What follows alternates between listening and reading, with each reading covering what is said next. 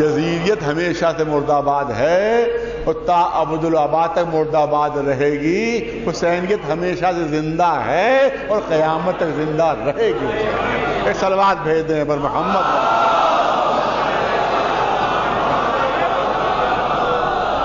بس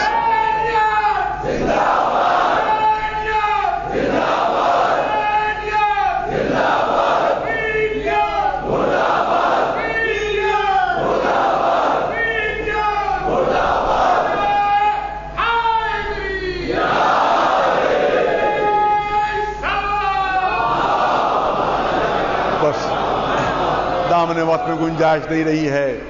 آج یہی موضوع جو آپ کے سامنے پیش کیا. ایک بات بہت اہم ہے، پھر پیش کر دوں اگرچہ وقت نہیں رہا ہے، لیکن 1 منٹ لینا ہے. جو میں نے کوشش کی کہ جو اعتراضات ہوتے ہیں ان پر ایک بہت سخت اعتراض ہوتا ہے، بہت سخت اعتراض ہوتا ہے. وہ اعتراض کیا ہوتا ہے کہ جب امام حسین کو معلوم تھا کہ قتل ہو جائیں گے پھر گئے کیوں؟ یہ تو خودکشی ہوئی. لیکن بہت سخت بات کہی جاتی ہے اور عام طور سے اس کا جواب نہیں ہوتا. میں چاہتا ہوں بالکل عام فہم مثال کے ذریعے سے، میری مثال کوشش یہ ہوتی ہے کہ چھوٹے چھوٹے بچے بھی مشکل بات سمجھیں، چھوٹے چھوٹے ننھے بچے بھی مشکل بات سمجھ لیں. یہ میری کوشش ہوتی ہے. لہذا بہت عام فہم بالکل سادی سی مثال میں پیش کرتا ہوں تاکہ بچے، چھوٹے چھوٹے بچے سمجھ جائیں. اگرچہ اس بات کو ذہن میں رہنا چاہیے کہ مثال ہمیشہ ناقص ہوتی ہے. پڑھے لکھے مجمع کے لیے یہ بات بالکل واضح ہونا چاہیے کہ مثال ہمیشہ ناقص ہوتی ہے. صرف ذہن کو مطلب سے قریب کرنے کے لیے مثال دی جاتی ہے. میں زیادہ گاڑھی باتیں نہیں پڑھتا، میں چاہتا ہوں بالکل ہلکی ہلکی اور سیدھی سیدھی باتیں پڑھوں. لیکن یہاں پر بات تھوڑی گاڑھی ضرور ہو گئی ہے جو میرے مزاج کے خلاف ہے کہ میں اس طرح گاڑھی باتیں نہیں کبھی پڑھتا. کہ مطلب کو تقریب ذہنی جس کو کہا جاتا ہے، مطلب کو ذہن سے قریب کرنے کے لیے مثال دی جاتی ہے. اسی لیے کہا جاتا ہے کہ مثال پر کبھی مناقشہ نہیں کرنا چاہیے کیونکہ مثال ہمیشہ ناقص ہوا کرتی ہے. پوری توجہ چاہوں گا آپ حضرات کی. اب سنیے ایک مثال کے ذریعے سے. اعتراض بہت سخت ہے، بہت سخت ہے، اور ہم بھی عقیدہ رکھتے ہیں کہ مولا کو معلوم تھا کہ قتل ہو، معلوم تھا کہ شہید ہو جائیں گے، معلوم تھا کہ ختم ہو جائیں گے.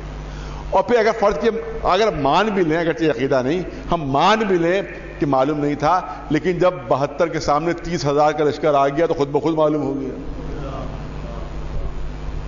میں منطقی بات پیش کر رہا ہوں، لاجیکل بات پیش کر رہا ہوں، مذہب سے تھوڑا سا الگ ہٹ کر. چلیے عقیدہ، کسی کا اگر عقیدہ نہیں ہے کہ علم غیب تھا، جیسے ہمارا عقیدہ کہ علم غیب تھا، معلوم تھا، لیکن اگر کسی کا عقیدہ ہے کہ علم غیب نہیں تھا تو علم غیب نہ ہو تب بھی جب کربلا میں پہنچے تو کم از کم لشکر کی تعداد جو طبری نے لکھی ہے وہ 30,000، یہاں تک کہ 9 لاکھ تک کی روایت ہے. 9 لاکھ تک کی روایت ہے کہ 9 لاکھ کا لشکر تھا. لیکن طبری جو بہت مشہور مورخ ہے اس نے 30,000، لیکن چلیے 30,000 ہی ہم نے مان لیا، مگر 72 اور 30,000، 72 اور 30,000، لہذا اس کا مطلب یہ کہ موت یقینی تھی. توجہ ہے، دنیاوی لحاظ سے عرض کر رہا ہوں، دنیاوی لحاظ سے عرض کر رہا ہوں، موت یقینی تھی. تو پھر کیوں لڑے؟ پھر کیوں اپنی جان دے دی؟ نہیں، اگر حسین اپنی جان نہ دیتے تو دین ہم تک نہ پہنچتا، اسلام ہم تک نہ پہنچتا. بنی امیہ کی سازش، دشمنوں کی سازش کامیاب ہو جاتی. پہلا شہید ہے، واقعاً کربلا کا پہلا شہید ہے وہ، اگرچہ کربلا میں شہادت نہیں ہوئی اس کی، لیکن ہے کربلا کا وہ پہلا شہید. وہ ہمارا بے کس و مظلوم مسلم جو کوفے میں تنہا ہے. ارے کوفے والوں نے 18,000 لوگوں نے بیعت کی، لیکن جب ابن زیاد نے آ کر خبر دی کہ یزید کا 1 لاکھ کا لشکر چل چکا ہے، لہذا اگر تم نے مسلم کا ساتھ دیا تو تمہارے گھر کھود دیے جائیں گے، تمہارے خاندان تباہ برباد کر دیے جائیں گے، عورتوں اور بچوں کو ذبح کر دیا جائے گا، لہذا مسلم کا ساتھ چھوڑ دو. لہذا تاریخ گواہ ہے کہ جب نماز شروع کی ہے جناب مسلم نے تو مسجد کوفہ کھچا کھچ بھری ہوئی تھی. لیکن جب نماز مکمل کی ہے اور سلام پھیر کر پیچھے دیکھا تو مسجد خالی تھی، کوئی موجود نہیں تھا۔ ہاں غریب الوطن مسلم، ہاں مسافر مسلم مسجد سے باہر نکلے، دیکھا ہر گھر کا دروازہ بند ہے۔ جس دروازے کو کھٹکھٹایا کوئی دروازہ کھولنے کے لیے تیار نہیں۔ رات بھر اسی طرح سے کوفے کی گلیوں میں چکر لگا رہے ہیں، راستے کا علم نہیں، جائے تو کدھر جائے، کوئی پناہ دینے والا نہیں۔ روایت کہتی ہے کہ آخر میں پیاس نے غلبہ کیا، بہت تھکے ہوئے، لہذا ایک دروازے کی چوکھٹ کے اوپر اس طرح سے بیٹھ گئے۔ روایت میں منظر کشی ہے کہ دونوں اس طرح سے کہ دونوں کوہنیاں جو تھیں وہ زانوؤں پر رکھی ہوئی تھیں اور اپنی ہتھیلیوں پہ اپنا چہرہ لیے ہوئے ایک چوکھٹ پر بیٹھے ہوئے تھے۔ اتفاق سے یہ ایک مومنہ کا گھر تھا کہ جس کا نام طوعا۔ جب اس نے دروازے پر آہٹ سنی تو جب دروازہ کھولا تو دیکھا ایک مسافر اس طرح سے بیٹھا ہوا ہے کہ ہتھیلیوں میں چہرہ چھپا ہوا ہے۔ کیا بات ہے، کیوں بیٹھے ہوئے ہو؟ مومنہ پیاس لگی ہے، پیاسا ہو، اگر آپ پانی پلا سکتی ہو تو پلا دیجئے۔ طوعا نے جام آب لا کر دیا، جناب مسلم نے پانی نوش فرمایا، پھر اسی طرح سے بیٹھے ہوئے مومنہ کہتی ہے اے مسافر، دیکھو ابن زیاد کا حکم ہے کہ کوئی گھر سے باہر نہ نکلے۔ اس کے فوجی چاروں طرف پہرے دے رہے ہیں، لوگوں کو گرفتار کر رہے ہیں، اذیت کر رہے ہیں، قتل کر رہے ہیں، لہذا تمہارے لیے مناسب یہ ہے کہ فوراً اپنے گھر چلے جاؤ، کیونکہ اگر فوجی آ گئے تو ہو سکتا ہے تمہیں گرفتار کر لیا جائے، تمہیں اذیت پہنچائی جائے۔ جناب مسلم اسی طرح سے سر جھکائے بیٹھے ہوئے۔ تیسری مرتبہ جب مومنہ نے یہی بات کہی تو اب جناب مسلم نے سر اٹھا کر کہا اے مومنہ آپ کیا کہہ رہی ہیں؟ آپ کہہ رہی میں گھر چلا جاؤ، ارے جس کا کوئی گھر نہ ہو وہ کہاں جائے؟ جس کا کوئی گھر نہ ہو وہ کہاں جائے؟ اب طوعا پریشان ہو گئی کہ یہ تو بتائیے کہ آپ ہیں کون، آپ ہیں کون؟ اب جناب مسلم فرماتے ہیں کہ میں مسلم ہوں، سفیر حسین مسلم ہوں۔ یہ سننا تھا، مومنہ تڑپ گئی، اے آقا پہلے کیوں نہیں بتا دیا آپ نے؟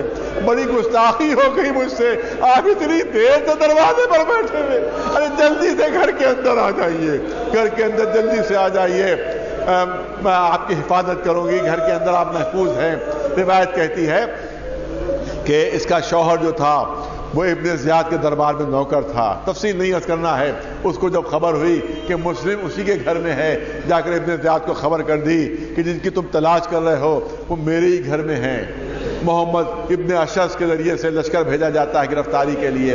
جیسے گھوڑوں کی ٹاپوں کی آوازیں سنی، جناب مسلم تلوار ٹیک کر اٹھے اور چاہتے تھے گھر سے باہر نکلیں، مومنہ نے دامن تھام لیا، اے آقا آپ باہر نہ جائیے، آپ گھر کے اندر محفوظ ہیں، گھر کے اندر آپ محفوظ ہیں۔ مگر جناب مسلم نے ارشاد فرمایا نہیں، میں گھر کے اندر نہیں رہوں گا، کیونکہ اگر میں گھر کے اندر رہا تو کہیں کوئی سپاہی گھر کے اندر داخل نہ ہو جائے، کہیں تیری بے پردگی نہ ہو جائے، میں نہیں چاہتا میری وجہ سے تیری بے پردگی ہو۔ اے آقا آپ کو نہیں گوارا ایک مومنہ کی بے پردگی، لیکن یہی کوفہ ہوگا جہاں زینب ام کلثوم بغیر چادر کے بازاروں میں لائی جائے گی۔ ہاں بس چند جملوں کی زحمت ہے، جناب مسلم باہر نکلتے ہیں۔ 500 کا دستہ ہے جو گرفتاری کے لیے آیا ہے، لیکن پورے 500 کو شکست ہو جاتی ہے۔ پھر سردار لشکر پرچہ بھیجتا ہے کہ اور لشکر بھیجا جائے، 500 پھر آتے ہیں، ان کو بھی شکست ہوئی، پھر اس نے پرچہ بھیجا اور لشکر بھیجا جائے۔ ابن زیاد غصے میں کہلواتا ہے ارے صرف ایک کو مارنا ہے، صرف ایک کو گرفتار کرنا ہے، 1000 کا لشکر بھیجا جا چکا۔ یہ جواب دیتا ہے کہ یہ تو دیکھو تلوار کون سی ہے، یہ تو دیکھو مقابلہ کس سے ہے۔ پھر لشکر آتا ہے مگر اس کو بھی شکست ہو جاتی ہے، آخر میں دھوکہ دیا جاتا ہے، راستے میں گڑھا کھود دیا جاتا ہے جس کو خط و خاشاک سے ڈھانک دیا جاتا ہے۔ آقا جوش شجاعت سے آگے بڑھ رہے ہیں، یہ کیا کہ اس گڑھے میں قدم پڑے، آقا گڑھے کے اندر گرے، اوپر سے تیروں تلواروں کی بارش کر دی گئی، یہاں تک کہ روایت ہے کیسے پڑھوں آپ کے سامنے، یہاں تک کہ روایت ہے کہ ملعون بڑے بڑے پتھر اٹھا کر لاتے تھے اور اوپر سے آقا کے اوپر وہ پتھر مارے جاتے تھے۔ مسلم شدید زخمی ہو گئے، آقا شدید زخمی ہو گئے، گرفتار کیا گیا۔ اب 2-3 جملے گرفتار کیا جاتا ہے اسی عالم میں، دربار ابن زیاد میں پہنچتے ہیں، پیاس کی شدت ہے، پوچھتے ہیں کوئی ہے جو مجھے پانی پلا دے۔ روایت کہتی ہے کہ پہلے انکار کیا گیا کہ نہیں مسلم، تم پیاسے ہی دنیا سے جاؤ گے، تمہیں پانی نہیں ملے گا۔ لیکن ایک شخص کو رحم آ جاتا ہے، وہ اپنے غلام کو حکم دیتا ہے کہ مسلم کو پانی پلا دو۔ وہ ایک جام آب لے کر، ایک کوزے میں پانی لے کر مولا کی خدمت پہنچتا، جناب مسلم کی خدمت میں۔ مولا جناب مسلم پانی لیتے ہیں، جیسے پینا چاہتے ہیں، روایت کہتی ہے کہ سر سے خون کی دھاریں بہ رہی، سر زخمی تھا، سر سے خون کی دھاریں بہ رہی تھی۔ وہ خون پانی میں شامل ہو گیا، پانی پھینک دیا، پھر غلام نے دوبارہ جام آب بھر کر دیا۔ روایت کہ جیسے پینا چاہا، کسی پتھر سے دانت زخمی ہو گئے، دندان مبارک ٹوٹ کر پانی میں شامل ہو گئے، پانی پھینک دیا۔ بے ساختہ زبان پر آیا انا للہ و انا الیہ راجعون۔ ارے شاید میری قسمت میں پانی پینا نہیں، ارے شاید میں پیاسا مروں گا۔ یہاں پر والد مرحوم فرماتے تھے اے مسلم شکر کیجئے کہ آپ آخری وقت پانی نہ پی سکے۔ اگر شہادت سے پہلے آپ کو پانی مل گیا ہوتا تو شاید قیامت کے دن سکینہ دامن تھامے تھی۔ اے چچا، ارے آپ کو آخری وقت پانی مل گیا، مگر میرا بابا حسین آخری وقت تک پانی مانگتا رہا، مگر میرا بابا پیاسا ذبح ہو گیا، اور میرا ننھا سالی اصغر بجائے پانی کے 3 بھال کا تیر ملا۔ 5000 مجلس ختم ہوئی، ادھر مولا انتظار کر رہے ہیں کہ کوفے کی طرف سے کوئی آئے تو خبر ہو کہ بھائی مسلم کا کیا حال ہے۔ دیکھا ہے 2 سوار چلے آ رہے ہیں، کئی سواروں کو ہماری طرف لے کر آؤ۔ وہ دونوں سوار آتے ہیں، کہاں سے آ رہے ہو؟ کہا کوفے سے آ رہے ہیں۔ کہا میرے بھائی مسلم کی بھی کوئی خبر ہے؟ کہا کہ ذرا سا تنہائی میں چلیے تو بتائیں، اکیلے میں چلیے تو بتائیں۔ امام نے فرمایا نہیں، جو کچھ کہنا ہے یہیں پر کہہ دو۔ روایت کہتی ہے کہ یہ کہنا سننا تھا، انہیں نے اپنے سر سے امامہ اتار دیا، امامہ اتار کر کہا اتنا سن لیجئے کہ جب ہم کوفے سے چلے ہیں تو مسلم کی لاش کے پیروں میں رسی بندھی اور کوفے کی گلیوں میں لاش کو کھینچا جا رہا تھا۔ یہ سننا تھا۔ حسین سر جھکائے خیمے کے اندر پہنچے، جناب زینب سے فرمایا مسلم کی بیٹی رقیہ کہاں ہے؟ جناب رقیہ لائی جاتی ہے، پہلی مرتبہ سکینہ کو اپنی آغوش سے اتارا، رقیہ کو اپنی آغوش میں بٹھایا، پھر فرماتے ہیں بہن زینب میں نے راستے میں سکینہ کے لیے گوشوارے خریدے، وہ لا کر مجھے دے دو۔ وہ گوشوارے لائے گئے، اپنے ہاتھوں سے مولا نے رقیہ کے کانوں میں وہ گوشوارے پہنائے اور شفقت سے سر پر ہاتھ پھیرنا شروع کیا۔ خانواد رسالت کی پلی ہوئی بچی گھبرا کر آنکھوں سے اتری، اے چچا میرے بابا کی تو خیر ہے، اے چچا میرے بابا کی تو خیر ہے، اے رقیہ تم یہ کیوں سوال کر رہی ہو؟ اے چچا یہ سلوک تو آپ یتیموں سے کیا کرتے ہیں، اے رقیہ تمہارے بابا مسلم مارے گئے، کوفے میں شہید ہو گئے، یہاں پر والد مرحوم فرماتے تھے اے آقا بہتر سے بہتر سلوک کیجئے یتیم ہے مسلم کے ساتھ، مگر اس بات کا دھیان رکھیے کہ ذرا سامنے سے سکینہ کو ہٹا دیجئے، جب سکینہ یہ دیکھیں گی یتیموں سے یہ سلوک ہوتا ہے، اور جب کانوں میں آواز آئے گی اللہ قتل الحسین بکربلا، اللہ ذبح حسین بکربلا، تو کبھی شبر کے تماچے ہوگے، کبھی تازیانے ہوگے، کبھی نو کے نیزہ کی اذیت ہوگی، بچی فریاد کر رہی ہوگی اے بابا